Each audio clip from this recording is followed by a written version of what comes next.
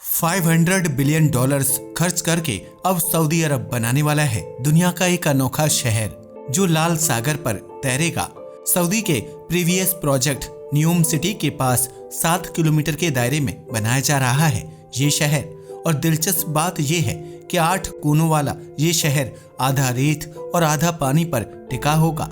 लेकिन अगर आप ये सोच रहे हैं कि समंदर पर बने और प्रोजेक्ट की तरह कहीं ये भी तो पानी में डूब नहीं जाएगा, तो फिकर नॉट, क्योंकि इस बार मोहम्मद बिन सलमान ने किए हैं कुछ खास इंतजाम।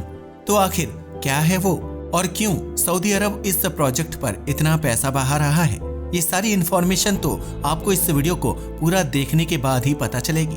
तो बस बने रहिए अंत तक। दोस्तों, सऊदी अरब ने 2021 में ऑक्सागन प्रोजेक्ट लॉन्च किया है। ये प्रोजेक्ट दुनिया की पहली लाइन सिटी यानी कि न्यूम के एक हिस्से में बनाया जा रहा है। महज 7 किलोमीटर में बनी ये एडवांस सिटी टेक्नोलॉजी, नेचर और इंडस्ट्री का जीता जागता कॉम्बिनेशन होने वाली है। आप इस सिटी को दुनिया का पहला ऑटोमेटेड बंदरगाह भी कह सकते हैं, जो पूरी तरह से आर्टिफिशियल इंटेलिजेंस और इंटीग्रेटेड हब पर डिपेंड रहेगा।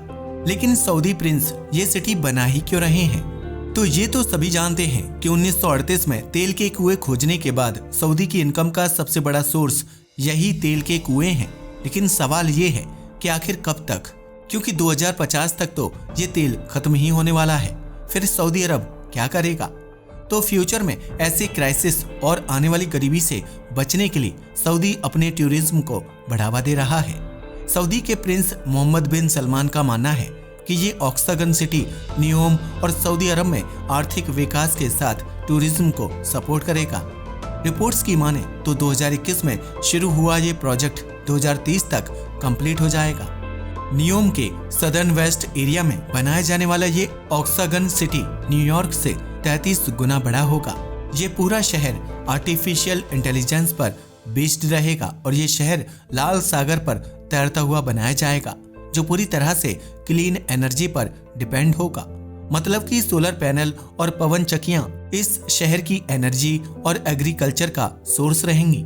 आपको बता देते हैं कि ये हाईटेक शहर 2 बंदरगाहों में बटा हुआ रहेगा, जिसमें एक पोर्ट रेत और दूसरा पानी पर होगा।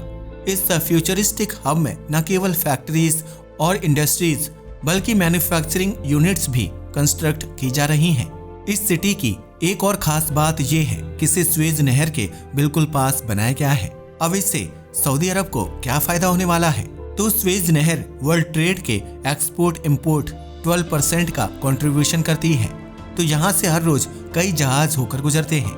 अब क्योंकि पास में ही इतना बड़ा बिजनेस हब बनाया जा रहा है, जिसके पास पहले से ही क्रूड ऑयल का खजाना भरा पड़ा है, तो गुजरने वाले जहाज यहीं से अपना टैंक फुल कराएंगे।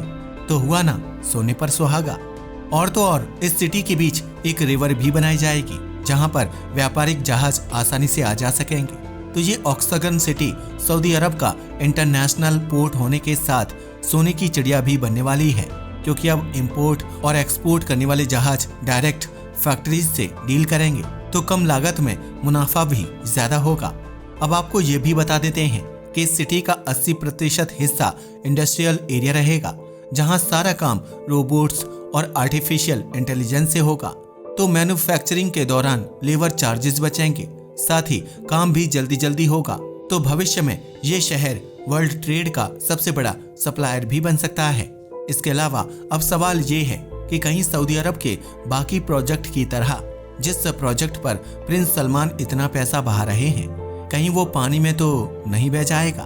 तो फिक्र करने की कोई बात नहीं है, क्योंकि इस बार सऊदी अरब और प्रिंस सलमान ने इसका अच्छा खासा इंतजाम किया है।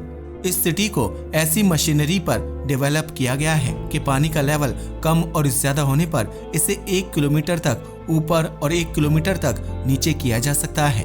तो अब इस बात से इनकार नहीं किया जा सकता कि यह फ्यूचरिस्टिक सिटी सऊदी का फ्यूचर ब्राइट करने वाली है, क्योंकि यहाँ पर सऊदी सरकार बिजनेस, एडवर्टाइजमेंट, स्पोर्ट्स और बड़े बड़े इवेंट्स से ही ऑर्गेनाइज करने वाली है, जिससे टूरिज्म को तो बढ़ावा मिलेगा ही, इकोनॉमी भी तेजी से बढ़ती चली जाएगी। तो कैसी लगी आपको ये futuristic city vision 2030? Comment section में बताना मत भूलिएगा। आज के लिए बस इतना ही। वीडियो पसंद आया हो तो इसे लाइक और शेयर करें। धन्यवाद।